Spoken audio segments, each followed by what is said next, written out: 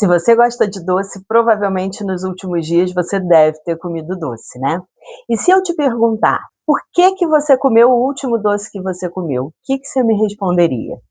Porque eu não tenho controle? Porque eu sou ansiosa? Porque eu amo doce? Porque eu não tenho mais jeito? Mas e se eu te disser que nenhuma dessas respostas explica o porquê você comeu o doce? Talvez você esteja culpando o pobre do doce por um problema que começou várias horas antes. E que, na verdade, nem é um problema. É só como as coisas acontecem. Na verdade, um problema, sim, é que a gente resolveu vilanizar algumas comidas. O pão, o açúcar, o glúten, o refrigerante, os doces em geral, o chocolate. Porque com certeza é mais fácil colocar a culpa numa coisa que não tem nem como se defender do que olhar para dentro e tentar ver o que que realmente acontece quando a gente acaba recorrendo a um doce, mesmo que a gente não esteja com fome ou até mesmo que a gente nem esteja com muita vontade de comer doce. Do mesmo jeito que a gente costuma também colocar alguns alimentos num pedestal, como se eles fossem salvar a nossa vida sozinhos.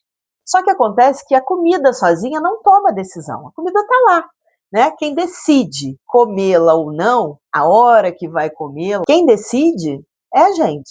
E a gente toma decisões dentro de um contexto. Por isso, o contexto é sempre tão importante. E você deve achar que aquele doce que você come de noite, depois do jantar, na hora que está tudo mais tranquilo, que você decidiu comer ele até impulsivamente. Nem pensou muito, foi lá, pegou e comeu. Mas, na verdade, essa decisão de comer esse doce lá à noite começou muito antes, horas antes.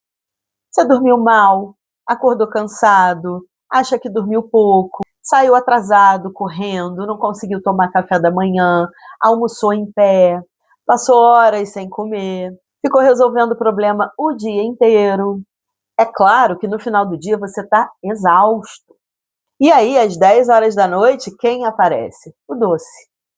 E aí, comer esse doce parece vindo de uma decisão impulsiva. Mas percebe que tem todo um contexto que fez com que esse doce seja só o último capítulo de uma história inteira que começou muito antes? Imagina duas pessoas que adoram comer doce. Uma dorme bem, bebe água tranquilo, consegue fazer pausas ao longo do dia, consegue almoçar razoavelmente tranquila e sai do trabalho num horário em que ainda dá para viver. A outra dorme pouco, vive apagando incêndio, mal consegue parar para comer e, lógico, chega em casa esgotada. Quem você acha que vai ter mais facilidade para dar uma mordida no chocolate e se sentir satisfeita? Não é difícil descobrir essa resposta, né? E isso não é falta de caráter, lógico que não. Também não é falta de força de vontade. É porque tá tudo meio fora do lugar, a pessoa tá cansada, estressada, sem energia, e o doce vem acalentar um pouco a vida da pessoa. E é exatamente por isso que eu nunca começo nenhum atendimento meu falando o que a pessoa vai comer. Primeiro, a gente precisa entender como a pessoa vive, como é todo o contexto da pessoa.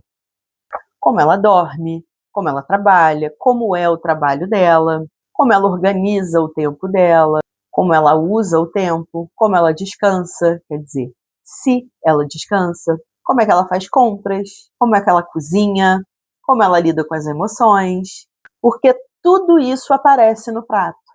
E é exatamente isso. A alimentação é um espelho da rotina.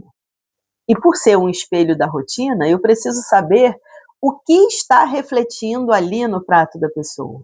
Por isso, a alimentação não é a primeira coisa que a gente vê, mesmo numa consulta de nutrição. E a gente fala muito sobre alimentos vilões e alimentos milagrosos, e de fato, tem alimentos que têm características mais interessantes para a nossa saúde e outras menos. Mas uma coisa é fato: nenhum alimento entra na nossa boca sozinho. Para a gente comer, existe sempre uma sequência de coisas que acontecem. E é quando a gente entende que sequência de acontecimentos é essa e como ela acontece, que a gente para de lutar só contra a comida e começa a cuidar da raiz, da base, que é o que realmente importa. E talvez você tenha passado anos controlando só o que você coloca no seu prato. E enquanto isso, sua rotina continuava reproduzindo exatamente os mesmos comportamentos de sempre. E de novo, é por isso que eu não acredito que a saúde começa escolhendo os alimentos. Ela começa organizando a vida. Porque quando a vida muda, as nossas escolhas, inclusive alimentares, também começam a mudar. E foi exatamente essa linha de raciocínio que me fez criar o plano de reorganização em saúde integral. Porque antes de pensar em dieta, a gente precisa pensar em reorganizar a nossa rotina, porque antes de pensar em dieta, a gente reorganiza a vida que produz comportamentos que a gente não quer mais. Se você quiser conhecer melhor essa proposta, o link está na descrição do vídeo. Até a nossa próxima conversa.